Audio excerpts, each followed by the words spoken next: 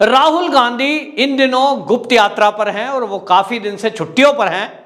सारे कांग्रेसी कह रहे थे कि वो प्राइवेट यात्रा पर हैं, लेकिन उनका एक वीडियो वायरल हुआ जिसमें वो नेपाल के काठमांडू के एक पब में चीन की राजदूत के साथ दिखाई दे रहे हैं। सवाल यह है कि जो देश का दुश्मन है उसके राजदूत के साथ ये जो राहुल गांधी हैं वो मुलाकात कर रहे हैं, वो भी गुप्त रूप से। आखिरकार ये अधिकार उनको किसने दिया, किस कैपेसिटी में वो मिल रहे हैं और क्या बात करने के लिए मिल रहे हैं, ये बड़ा महत्वपूर्ण है। और ये तब महत्वपूर्ण और ज्यादा हो जाता है जब चीन की सेना हमारे लद्दाख के क्षेत्र में हमारे सैनिकों के सामने और वो डेरा डाले बैठी हुई है। 50,000 सैनिक, लड़ाकू विमान, टैंक, तोप वहां उसने सामने लगाए हुए हैं। उसकी नीयत है कि वो लद्दाख में घुसपैठ करे।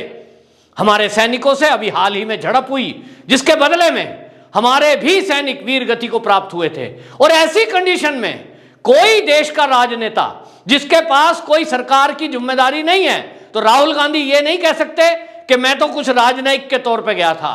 वो प्राइवेट यात्रा पर हैं और बहाना है एक पत्रकार मित्र की शादी। जी हां, आपको बता दूं, ये जो पत्रकार मित्र की शादी का बहाना बनाकर राहुल गांधी गए हैं, या बहाना छोड़िए, कांग्रेसी कह रहे हैं कि किसी भी शादी में जाना मित्र की क्या पाप है?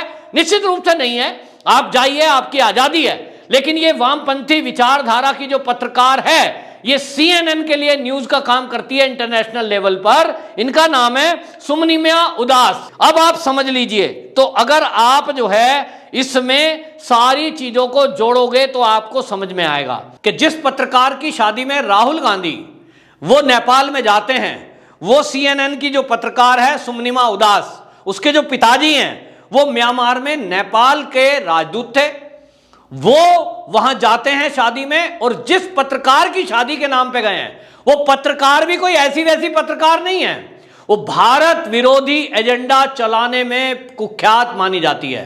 पिछले दिनों ये हमने देखा कि जब वैक्सीन की बात आ रही थी, भारत ने जितनी वैक्सीन दे दी थी, कई को डबल डोज भी लग चुकी थी जिसकी संख्या करोड़ों में थी। ये जो पत्रकार थी, ये चैनल पे अपने समाचार चला रही थी, एक नैरेटिव सेट करने की कोशिश कर रही थी कि भारत सरकार भारत में लोगों को वैक्सीन देने में विफल रही है। यही वो पत्रकार थी जो है, आपको बता दूं, नेपाल और भारत के नक्शे पर जिस समय विवाद उठा, जो विवाद चीन ने पैदा किया था, उस विवाद के समय ये नक्शे को जस्टिफाइड कर रही थी जो नेपाल के उस समय के प्रधानमंत्री ने जारी किया था, जिसको लेकर भारत में आपत्ति थी। और ये कह रही थी कि ये तो नेपाल का नक्शा है और ये इनका क्षेत्र है, उसके बारे में बात कर रही थी। इसी तरह आपको बता दूं, अरुणाचल प्रदेश के बारे में, चीन में अरुणाचल प्रदेश ने गांव में कब्जा कर लिया है, यह खबर भी CNN में चलाने वाली थी। और आप याद करेंगे तो राहुल गांधी की आपको भाषा याद आएगी। वो अपने कई भाषणों में ये कह चुके हैं कि चीन हमारे भारत के क्षेत्र पर कब्जा कर चुकी है। यानी जो ग्लोबल टाइम बोलेगा वो राहुल गांधी बोलेंगे, ये जो CNN की पत्रकार बोलेगी वो ये जो है राहुल गांधी बोलेंगे। इसका मतलब टूल किट चीन में तैयार होती है और उस टूल किट पर काम करते हैं राहुल गांधी। उसी तरह की भाषा ये CNN की जो पत्रकार है सुमनिमा उदास, ये अपनी न्यूज बनाती है। और ये सब के सब इनका जो पीछे काम करने वाला है वो चीन है। ये पक्के सबूत अब सबके सामने आ चुके हैं, क्योंकि चीन की जो राजदूत नेपाल में पब के अंदर देखी गई है, ये अपने आप में एक आपत्तिजनक है, ये अपने आप में एक विवादित है। इसी तरह आपको बता दूं, अरुंधति राय जो कि एक हमारे देश की वामपंथी विचारधारा रखने वाली महिला है, उसने एक लेख लिखा था और उस लेख में उसने मोदी जी को खतरनाक बताया था, ये देश के लिए खतरनाक हैं। उस लेख को ये ट्वीट किया था, उस लेख को इसने शेयर किया था, किसने? ये जो पत्रकार है। मतलब कुल मिलाकर एक इकोसिस्टम जो है हमारे देश के विरुद्ध नैरेटिव चलाने वाला, वो सब लोग मिले हुए हैं। धुरी है चीन, और अब उसी में राहुल गांधी की भी एंट्री ये बताती है कि कहीं ना कहीं चीन के एजेंडे पर काम करने में राहुल गांधी भी उसके टूल की तरह काम कर रहे हैं। सवाल तो उठेगा, सवाल उठना चाहिए।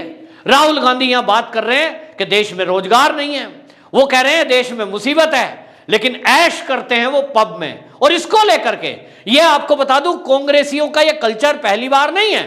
ये देश की आजादी के बाद से ये जब जब देश में हमने देखा है कांग्रेसियों ने विदेशों से रिश्ते रखे, यहां के प्रधानमंत्रियों ने विदेशी महिलाओं से रिश्ते रखे, तब तब देश को नुकसान हुआ है।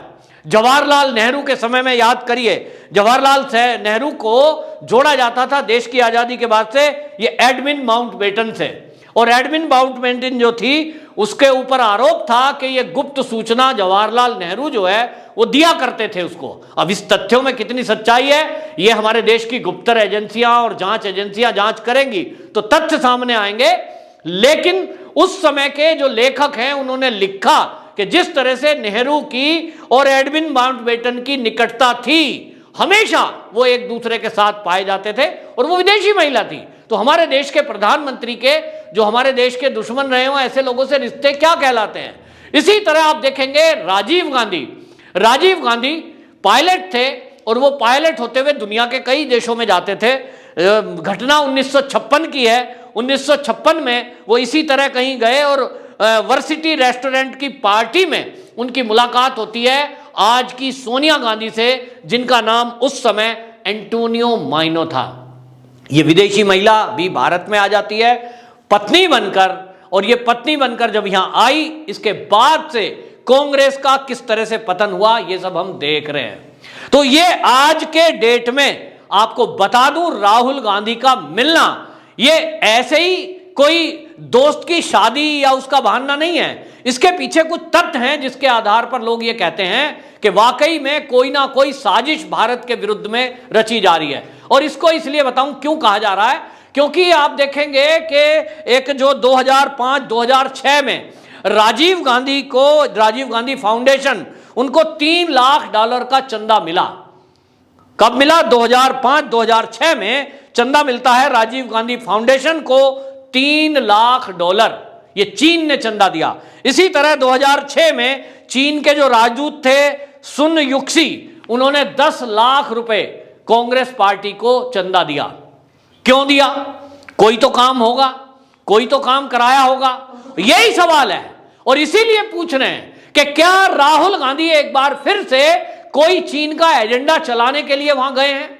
क्या एक बार फिर से भारत के अंदर कोई बड़ा आंदोलन होने वाला है? क्योंकि ये भी बातें सोशल मीडिया पर चल रही हैं कि राहुल गांधी जब जब विदेश यात्रा पर गए हैं, ये हो सकता है कि ये केवल एक महज संयोग हो, लेकिन इस संयोग की जांच होना जरूरी है।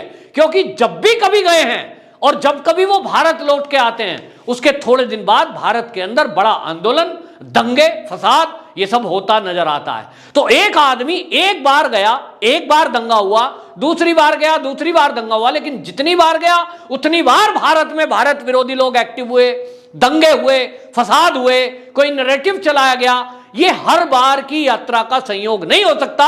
और इसलिए देश के लोग ये मांग कर रहे हैं कि राहुल गांधी की इस यात्रा में यदि वो देश के दुश्मन चीन से मिलते हैं तो इसकी जांच बहुत जरूरी है कि आखिरकार वो दोस्त की शादी के नाम पर, और वो भी वामपंथी विचारधारा की पत्रकार, वो भी देश विरोधी नैरेटिव चलाने वाली पत्रकार, उसके नाम पर जाते हैं तो फिर जाने के बाद ये वहां मिले तो चीन की राजदूत से क्यों मिले, क्या बातें हुई, इन सब की जांच के लिए हालांकि एजेंसियों का काम है। लेकिन पूरे देश में एक और चर्चा है कि जो राहुल गांधी अपने आप को प्रधानमंत्री कैंडिडेट मानता है और पूरी कांग्रेस इस कोशिश में लगी है कि यह देश का प्रधानमंत्री बन जाए। सोचिए अगर इस तरह का व्यक्ति देश का प्रधानमंत्री बन जाता या बन जाए तो इस देश की दिशा क्या होगी। देश के दुश्मनों के राजदूतों के साथ, और वो भी कहां? पब में। इसका मतलब यह हुआ राहुल गांधी जो मंदिर जाने में वो लंबे लंबे तिलक और राम नाम की दुशाला ओढ़ते हैं, वो केवल सीजनल है। और इसीलिए इनको कहा जाता है कि ये सीजनल नेता हैं। जब चुनाव होंगे तब ये लंबे तिलक बनाकर जनेऊधारी ब्राह्मण बन जाएंगे, और जब चुनाव खत्म हो जाएंगे तो ये छुट्टियां मनाने उन देशों में जाएंगे जो भारत के साथ दुश्मनी करते हैं या भारत के विरुद्ध षड्यंत्र रचते हैं। आखिरकार इस यात्रा का मकसद क्या था? इसमें इन्होंने चीन के राजदूत से क्या बातें की? इन सब की जांच बहुत जरूरी है। पूरे देश में यह मांग तेजी से उठ रही है। देखना होगा इन सब षड्यंत्रों से पर्दा कब उठता है। वंदे मातरम।